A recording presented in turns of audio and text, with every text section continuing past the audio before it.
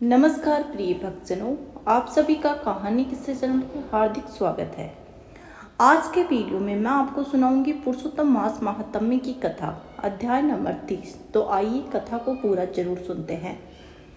नारद जी बोले, हे तपोनिधे, तुमने पहले पतिव्रता स्त्री की प्रशंसा की है, अब आप उनके सब लक्षणों को मुझसे कहिए।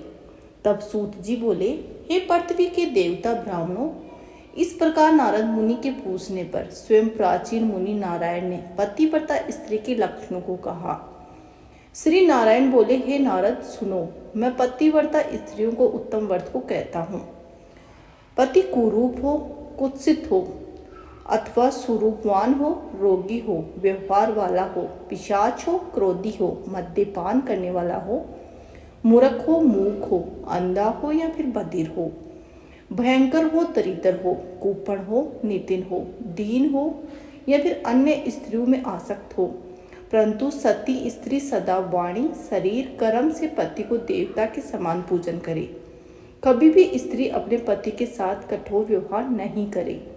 बाला हो, युक्ति हो अथवा वृद्धावस्था हो, परंतु स्त्री स्वतंत्रता पूर्वक अपने घर में कुछ कार्य को नहीं करे। अहंकार और काम क्रोध का सर्वथा त्याग कर पति के मन को सदा प्रसन्न करती रहे और दूसरे के मन को कभी भी प्रसन्न नहीं करे।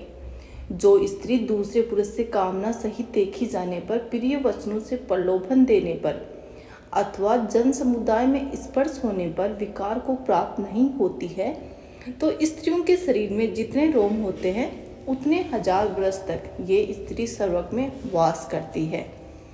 दूसरे पुरुष के धन के लोभ देने पर जो स्त्री पुरुष का मन वचन कर्म से सेवन नहीं करती है, तो वह स्त्री लोक में भूषण और सती कही गई है। दूती के प्रार्थना करने पर भी, बलपूर्वक पकड़ी जाने पर भी, वस्त्र आभूषण आदि से आच्छादित होने पर भी जो स्त्री अन्य पुरुष की सेवा नहीं करती है, तो वह सती कही जाती है। जो दूसरे से देखी जाने पर भी नहीं देखती है और हंसाई जाने पर भी हंसती नहीं है, बात करने पर भी बोलती नहीं है, वो उत्तम लक्षण वाली पतिव्रता स्त्री होती है। रूप यौवन से युक्त, गाने नाचने में होशियार होने पर भी अपने अनुरूप पुरुष को देखकर विकार को प्राप्त नहीं होती है, वह स्त्री सती होती है। सुरूपवान, जवान, मनोहर, कामनियों को प्रिय ऐसे पर पुरुष के मिलने पर जो स्त्री इच्छा नहीं करती है, तो वह महासती कही गई है।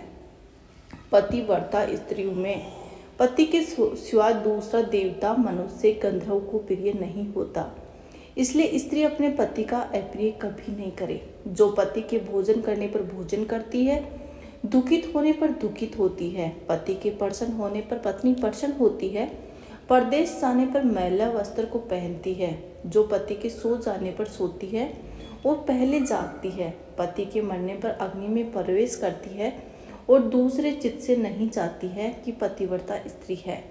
सास ससुर में भक्ति करती है और विशेष करके पति में भक्ति करती है। धर्म कार्य के अनुकूल रहती है, धन संचय में अनुकूल, गृह कार्य में प्रतिदिन तत्पर रहने वाली है। खेत से, वन से, ग्राम से पति के आने पर स्त्री उठकर आसन और जल देकर प्रसन्न करे, नित्य प्रसन्न मुख रहे, समय पर भोजन देवे, भोजन करते समय कभी भी खराब वाणी का प्रयोग नहीं करे। गृह में प्रधान स्त्री सदा आसन, भोजन, दान, सम्मान, प्रिय भाषण में तत्पर रहे। घर के खर्च के लिए स्वामी ने जो धन दिया है, उसे घर के कार्य को करके बुद्धिपूर्वक कुछ बचा लेवे। दान के लिए दिए हुए धन में से लोभ करके कुछ कोस कर नहीं करे। बिना पति की आज्ञा के अपने बंधुओं को धन नहीं देवे। दूसरे के साथ बातचीत, असंतोष, दूसरे पुरुष के व्यापार की बातचीत, ज़्यादा हंसना, अत्यंत रोष और ज़्यादा क्रोध करना पतिव्रता स्त्री को छोड़ देना चाहिए।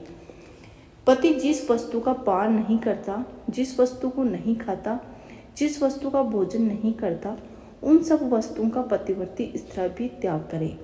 तैल लगाना, स्नान करना, शरीर में उपटन लगाना, दांतों की शुद्धि पतिव्रता स्त्री पति की प्रसन्नता के लिए करे। हे मुने, त्रेता युग में स्त्रियों को प्रतिमास रजो दर्शन होता है।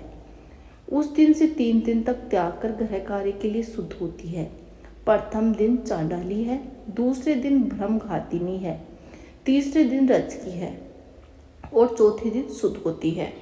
स्नान, शौच, गाना, रोदन, हंसना, सवारी पे चढ़ना, मालिश, स्त्रियों के साथ जुआ खेलना, चंदन आदि लगाना, विशेष करके दिन में शयन करना, दातुन करना, मानसिक अथवा वाचिक मैथुन करना, देवता का पूजन करना, देवताओं को नमस्कार, रजसलवा स्त्री नहीं करे, रजसलवा का स्पर्श और उसके साथ बातचीत नहीं करे, रजसलवा 3 रात तक अपने मुख को नहीं दिखावे, जब तक शुद्धि स्नान नहीं करे तब तक अपने वचनों को नहीं सुनावे, रजसलवा स्त्री स्नान के दूसरे दिन पुरुष को नहीं देखे, सूर्य नारायण को देखे, बाद में पंचगव्य का पान करे, अपनी शुद्धि के लिए पंचगव्य अथवा दूध का पान करे, श्रेष्ठ स्त्री कहे हुए नियम में स्थित रहे।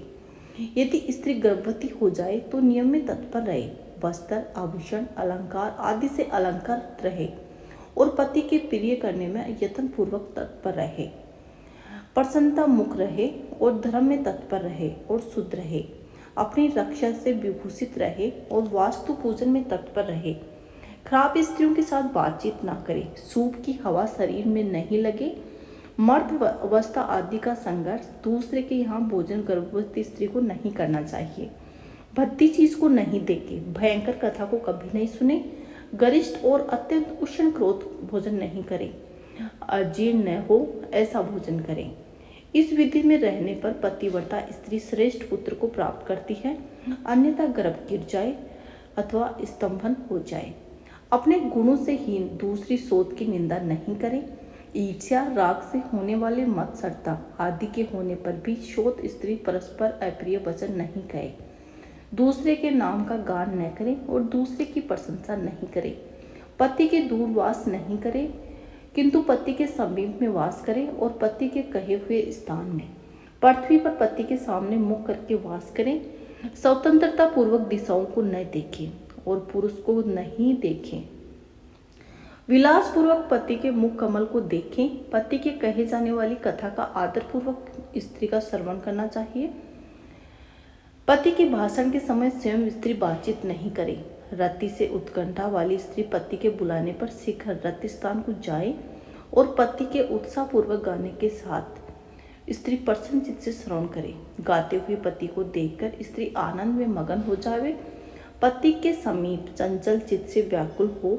नहीं बैठे, कलह के योग्य होने पर भी पति के साथ स्त्री को कलह नहीं करना चाहिए, पति से भ्रमित होने पर, निंदा की जाने पर, ताड़ित होने पर भी पतिव्रता स्त्री, दुखित होने पर भी भय छोड़कर पति को कंठ से लगावे, ऊंचे स्वर से रोदन ना करे और पति को कोसे नहीं, स्त्री अपने घर से भाग कर न जाए, यदि बंधुओं के यहाँ उत्सव आदि में जाए तो पति की आज्ञा लेकर और अध्यक्ष से रक्षित होकर जाए और वहां अधिक समय तक ना रहे, पतिव्रता स्त्री अपने घर को लौट आवे, घर के कार्यों को करके हल्दी लेपन और शुद्ध जल से शरीर का शुद्ध कर श्रृंगार करें, खिले हुए कमल के समान मुख प्रसन्न होकर पति के समीप जाए, स्त्री के इस व्यवहार से युक्त और मन वचन शरीर से युक्त पति स्त्री के द्वारा बुलाए जाने पर गृह कार्यों को छोड़कर शीघ्र अपने पति के पास जाए और कहे कि हे स्वामिन किस लिए बुलाया है, कृपा करके कहे, द्वार पर अधिक समय तक खड़ी ना रहे, द्वार का सेवन ना करे, स्वामी से मिली हुई चीज दूसरे को कभी नहीं देने, पति के उष्ट मीठा अन्न फल आदि को यह महाप्रसाद है ये कहकर निरंतर प्रसन्न रहे, स्वेच्छा से रमण करते हुए आतुर कार्यों में पति को नहीं उठावे, अकेली कहीं नहीं जाए, नग्न होकर स्नान ना करे, पति से द्वेष करने वाली स्त्री को पतिव्रता न समझे। स्त्रियों के लिए एक उत्तम नियम कहा गया है कि स्त्री सदा अपने पति के चरणों का पूजन करके भोजन करे। जो स्त्री पति का त्याग करके अकेली मिठाई खाती है वह वृक्ष के खोंडरे में सोने वाली कूर उल्की होती है। जो स्त्री पति का त्याग कर अकेली एकांत में फिरती है वह ग्राम में सूकरी होती है अथवा अपनी निष्ठा को खाने वाली गौ होती है। जो स्त्री पति को पुकार कर अप्रिय वचन बोलती है वो मूक अवश्य होती है। जो अपनी सोच के साथ सदा ईर्ष्या करती है वह दूसरे जन्म में दुर्भागा होती है। जो स्त्री पति की दृष्टि बचाकर दूसरे पुरुष को देखती है वह कानी होती है अथवा विमुखी और कुरूपा होती है। जो स्त्री पति को बाहर से आया हुआ देखकर जल्दी से जल, आसन, तांबुल, व्यंजन और पैर को दबाना आदि अत्यंत प्रिय वचन से पति की सेवा करती है। वह स्त्री पतिव्रताओं में सिरो रतन के समान पंडितों से कही गई है। पति देवता है, पति गुरु है, पति धर्म तीर्थ व्रत है, इसलिए सबका त्याग कर एक पति का ही पूजन करे। जिस तरह जीव के हीन देह क्षण भर में असुचि हो जाता है, उसी प्रकार पतिहीन स्त्री अच्छी तरह स्नान करने पर सदा अपवित्र है। अब अमंगल वस्तुओं की अपेक्षा विधवा स्त्री अत्यंत अमंगल है। विधवा स्त्री के दर्शन से कभी भी कार्य सिद्धि नहीं होती है। आशीर्वाद को देने वाली एक माता को छोड़कर दूसरी स्त्री के आशीर्वाद को भी सर्प के समान त्यागते वे। ब्राह्मण लोग विवाह के समय कन्या को इस प्रकार कहलाते हैं कि पति के जीवित तथा मृत दिशा में सहचारणी हो, इसलिए अपनी छाया के समान पति के अनुगमन करना चाहिए। इस प्रकार पतिव्रता स्त्री को भक्ति में सदा पति के अनुकूल रहना चाहिए। दुष्ट व्यवहार वाली स्त्रियां सील का न्यास कर दोनों कुलों को डुबो देती हैं।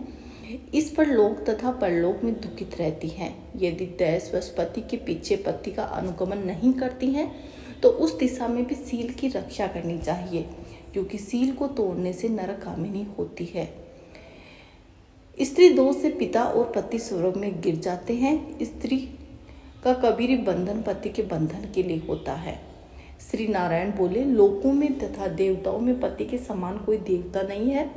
जब पति प्रसन्न होते हैं तो समस्त मनोरथों को प्राप्त करती है। यदि पति कुपित होते हैं तो समस्त कामनाएं नष्ट हो जाती हैं।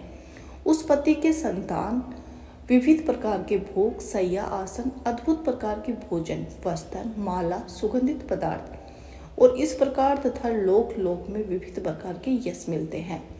इति श्री ब्रह्मांडादि पुराणे पुरुषोत्तम मास महात्म्य त्रयोदश अध्याय।